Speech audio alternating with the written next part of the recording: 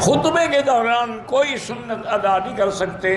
جب خطبہ ہو تو حکم ہے کہ لا صلاۃ ولا کلام، اب نہ نماز ہے نہ گفتگو ہے.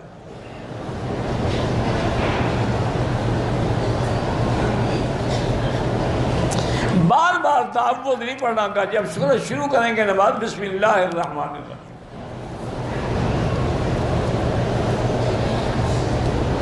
ایزی پیسہ اکاؤنٹ میں 100 روپے رکھنے سے روزانہ 50 منٹ فری ملتے ہیں. بھی ٹھیک ہے، جائز ہے، جتنا ان کو لوٹ سکتے ہو لوٹ لو. یہ کافروں کی پالیسیاں ہیں، کافروں کا مال حلال ہے انشاءاللہ.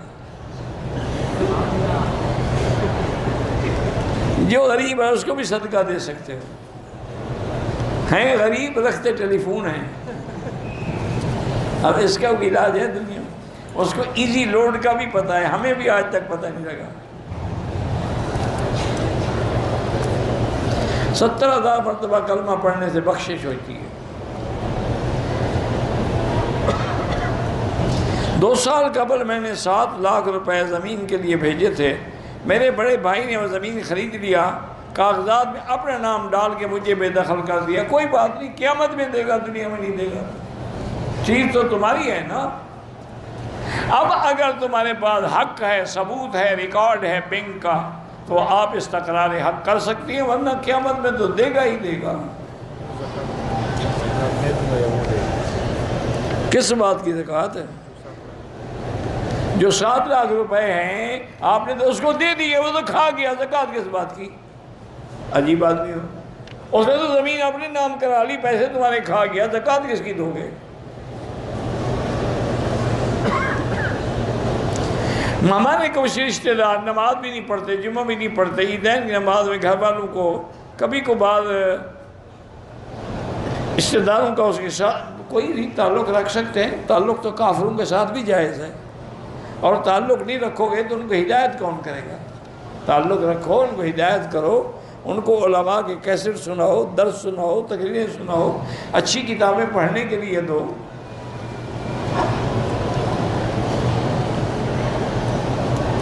کہتے جی میں سال بھر سے بیمار ہوں، علاج میں کوئی فائدہ نہیں ہوا، مجھے رپورٹ آئی ہے کہ تم پر جادو. کس کی رپورٹ آئی ہے؟ نہیں تمہیں کہ ڈاکٹر کو پتہ لگ جاتا ہے کہ یہ جادو ہے. بہرحال سورۃ البقرہ پڑھا کرو اور ہیڈ فون لگا کے سنا کرو. اگر جادو ہے تو بھاگ جائے گا. میٹھی چیز کھانا سنت، کھانے سے پہلے سنت ہے کہ پہلے 2-3 دانے کھجور کے کھاؤ، چونکہ معدے کے اندر پھر کھانے کی اشتہا پیدا ہوتی ہے. ہم نے تو خیر سویٹ ڈش جو ہے بعد میں بنائی ہے نا، حضور کی مخالفت کرنی ہے نا ہم نے. ہر عمل میں حضور نے کہا کرسی پہ بیٹھ کے کھانا نہ کھاؤ، ہم کرسی پہ بیٹھ کے کھائیں گے. حضور نے فرمایا بائیں ہاتھ سے نہ کھاؤ، ہم بائیں ہاتھ سے کھائیں گے. حضور نے فرمایا چھری کانٹے سے نہ کھاؤ، ہم چھری کانٹے سے. ہم نے تو مخالفت کرنی ہے حضور کی ہر کام میں.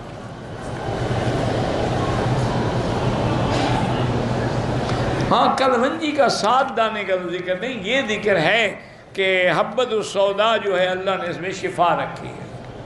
وہ تو علماء نے ایک طریقہ بتایا بھی 7 دانے ایسے بس چوس لیا کرو. ضروری 7 ہوں، 3 ہوں، 2 ہوں، 4 ہوں، یعنی زیادہ بھی نہ ہوں. کیونکہ یہاں اس حدیث کے مطابق لوگوں نے کلونجی کے تیل نکالنے شروع کیے، پھر کیمیکل سے نکالے. لوگوں نے جناب پیا، گردے فیل ہو گئے لوگوں. سر درد اور ڈپریشن کی دوا کیا ہے؟ دوسری شادی کر لو. اس میں ہنسنے کی کیا بات؟ جب وہ درد شروع ہوگا اپنا تو بھول جائے گا نا، پھر تو گھر کا درد شروع ہو جائے گا نا. جب بڑا درد آئے چھوٹا تو خود بخود بھول جائے گا. اللہ کے بندے زمزم پی کے دعا کرو. ہر بات مجھ سے پوچھتے ہو کہ میں کوئی بزرگ ہوں. نور فاطمہ نام رکھنا جائز. صرف فاطمہ تمہیں تکلیف ہے کہ ضرور ساتھ نور بھی لگانا ہے؟ حضور کی بیٹی کا نام فاطمہ تھا یا نور فاطمہ تھا؟ بالکل غلط ہے. صرف فاطمہ رکھو یا صرف نور رکھو.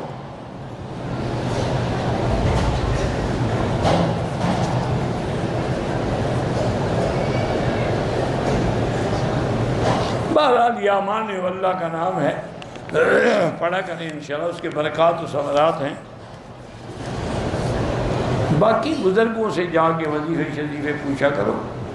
میں تو ایک فقیر طالب العلم آدمی ہوں اور بد عمل بھی ہوں اور علم کا بھی ناقص ہوں، اس لیے وظیفے کسی بزرگوں سے پوچھا کرو، مجھے نہ تنگ کیا کرو۔ اللہ کے نبی اپنے روضے میں زندہ ہیں، ہمارے نزدیک تو سارے انبیاء زندہ ہیں، تم نہیں مانتے تو نہ مانو، جھگڑے کی ضرورت ہی نہیں ہے۔ حضور کی حدیث ہے کہ جمعہ کے دن اور سوموار کے دن مجھ پہ درود زیادہ پڑھا کرو، چونکہ تمہارے درود مجھ پر پیش ہوتے ہیں، جب زندہ ہی نہیں تو پیش کیسے ہوتے ہیں؟ اور یہ بھی فرمایا کہ جو درود دور سے پڑھتے ہو مجھے پہنچایا جاتا ہے۔ کس کو پہنچایا جاتا ہے؟ وہ زندہ ہی نہیں ہے۔ اور جو روضے میں کھڑے ہو کے پڑھو گے میں سنتا ہوں۔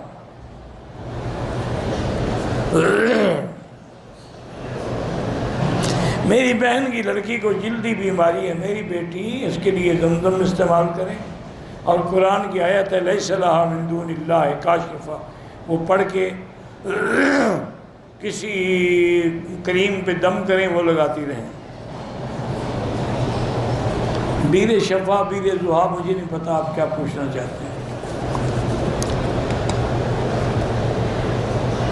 محمد سالم نے بمبئی سے آپ کو سلام کہا ہے، بڑی مہربانی، اللہ خوش رکھے۔ مقام ابراہیم کو نہیں چوم سکتے، وہاں سوائے حجر اسود کے اور کسی جگہ کو چومنا نہیں ہے۔ مولانا صفتر کے لیے بتائیں، بارہ جو بھی ہے، اللہ سر درد ہوتا ہے زمزم پئیں، زمزم لگائیں، زمزم سے منہ دھوئیں، اسی نیت سے اللہ شفا دیں گے۔ احرام کی حالت میں خوشبو کا صابن اگر سارے بدن پہ استعمال کیا دب پڑ جاتی ہے، اگر ہاتھوں پہ کیا ہے تو صدقہ کر دو۔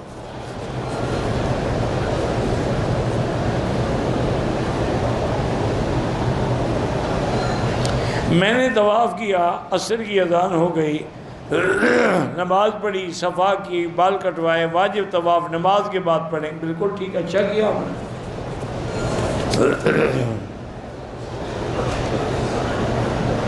عورت کا حق ہے کہ اس کو رقم جو ہے جیب خرچ کے لیے دی جائے، بالکل حق ہے۔ اللہ پاک نے عورتوں کا آپ پر حق رکھا ہے، وَلَهُنَّ مِثْلُ الَّذِي عَلَيْهِنَّ بِالْمَعْرُوفِ۔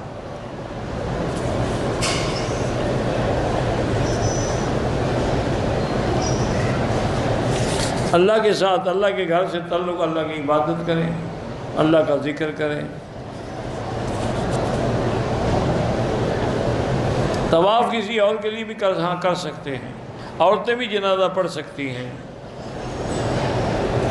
ایک عمرہ کر لیا، دوسرے عمرے کے لیے احرام دھونا ضروری نہیں ہے۔ ہمیں حج میں آئے ہوئے اگر 27 دن مکے میں ہو جائیں تو پھر آپ مقیم ہیں، اگر ان 27 دنوں میں آپ پھر مدینے چلے گئے، پھر واپس آئے، پھر مسافر ہیں۔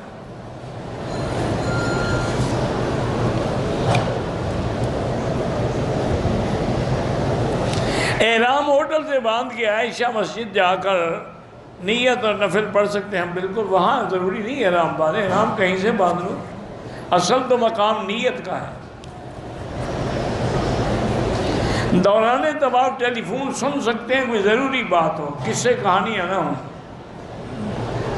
دوران طواف بات کر سکتے ہیں، کوئی دینی بات ہو۔ طواف زیارت عصر کے بعد کریں تو اس کے بعد جب مغرب کے بعد پڑھیں، طواف مروا دوڑ لیں، بعد میں پڑھ لیں۔ ہم نے عمرہ کر لیا ہے، مدینہ شریف جانا ہے، مدینہ سے واپسی پر میرے ایام حیض کی تاریخ ہے۔ بہرحال اب آپ وہاں سے حج کی نیت کر کے آ جائیں، عمرہ تو آپ پہلے کر چکی ہیں، تمتع خود بخود ہو جائے گا۔ اگر اتنا ٹائم ہے کہ پاک ہو جاؤ گی تو پھر عمرہ کر لو۔ ایک طواف ایک کے لیے۔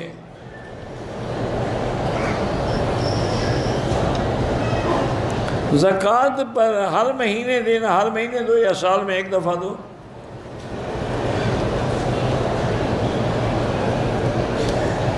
ہم نے مدرسے میں قربانی کے پیسے جمع کرائے ہیں، بات ٹھیک ہے، وہ ضرور کرتے ہیں، باقی ٹائم وغیرہ ان سے خود سیٹ کرو۔ صفا کے بعد 2 رکعت نہیں ہے، بعض علماء نے مستحب لکھا ہے۔ کلمہ کفر نعوذ باللہ غیر اللہ کو پکار لو تو کلمہ کفر ہے، ختم نبوت کے انکار کر دو تو کلمہ کفر ہے، شیطان کو مدد کے لیے پکار لو تو کلمہ کفر ہے۔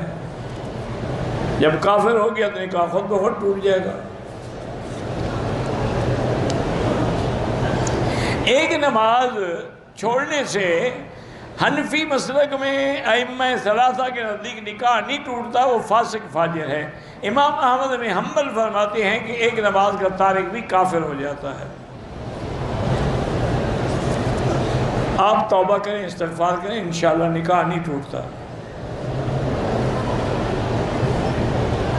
میں نے طواف ختم کیا، نواں اشارہ نہیں کیا صفا کے لیے جاتے، کوئی بات نہیں۔ میرے کزن ہیں، ان کے گردے میں تکلیف ہے، اللہ شفا عطا فرمائے۔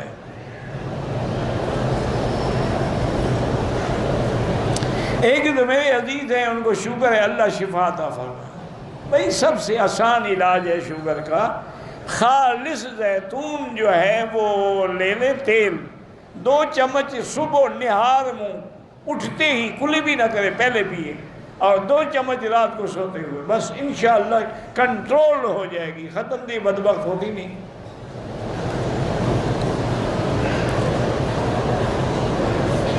پاکستان سے حافظ مسعود حسن، آپ کی دعا اللہ ان کی جزائے خیر دے۔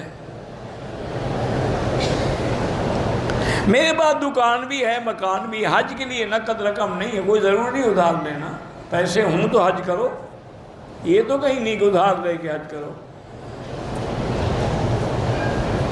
افضل درود وہی ہے جو نماز میں پڑھتے ہو، ویسے جو بھی پڑھو، اللہم صلی علی سیدنا محمد وبارک وسلم، اللہم صلی علی سیدنا محمد النبی الامی وعلی آلہ وبارک وسلم، اللہم صلی وسلم صلی اللہ علیہ یا محمد، یا رب صلی علی محمد، جو بھی پڑھیں افضل وہی ہے۔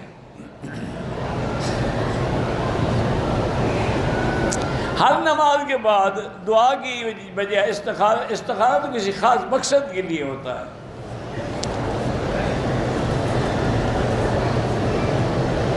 پاکستان میں کچھ عورتیں دین کی تعلیم دیتی ہیں، لیکن ان کی بیٹیاں مردوں کی طرح جینز کی پینٹ پہنتی ہیں۔ بہرحال اللہ ہدایت دے، آپ اچھی دعا کریں ان کے لیے۔ چلو مائیں تو اچھا کام کر رہی ہیں نا، تو ان کی محنت سے اللہ بچیوں کو بھی اچھا کر دے گا۔ آپ صرف اعتراض ڈھونڈنے کے لیے جاتی ہیں۔